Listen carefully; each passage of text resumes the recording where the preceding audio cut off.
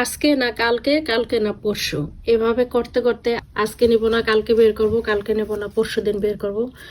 এই ঈদ যাইতেছে, ঈদের বেড়ান, ঈদের খাবার খাইতে খাইতে এই সেই সব করতে করতে অলসতার কারণে আর বাইরে নেওয়া হচ্ছে না।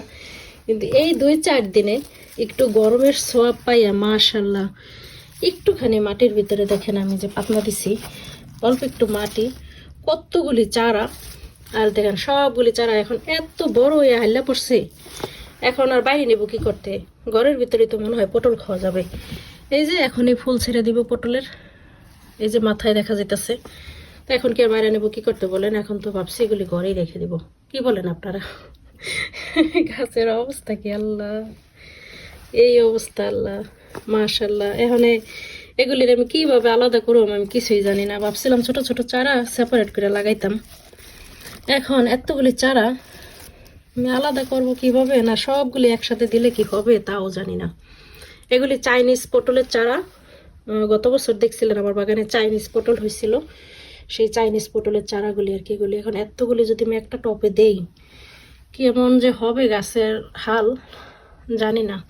সব গাছ বাইরে নিয়ে গেছি, শুধু এই থানকিনাও পাতা টপটা আছে ঘরের ভিতরে, আর এই পটলের চারাগুলি রাখছি কারণ বাইরে এত ঠান্ডা, কারণ পটলের চারা আর নাই, যদি এই কটা বাঁচে না মরে নেওয়া হইতেছে না।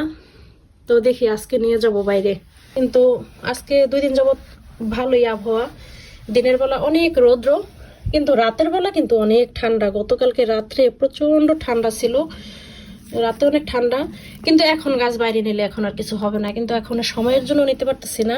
আজকে যে একটু নেবো বাইরে ভাবছিলাম, আজকেও এমন জানি ঠান্ডা ঠান্ডা লাগতেছে, চোখ চুলকাইতেছে। এই যে একটু গরমের ছোঁয়া পড়লেই শুরু হয়ে যায় হাই ফিভারের সমস্যা, হাই ফিভারে চোখ চুলকানো, ঠান্ডা, সর্দি। তো জানি না আজকেও নিতে পারবো কিনা, আল্লাহই জানে। যেমন পটলের গাছগুলি অনেক বড় হয়ে যেতেছে, এই যে ফুল ছাইড়েও দিতেছে, এই যে ফুল, এই যে এখানে ফুল এসে পড়ছে, এখান থেকে পটল বের হবে।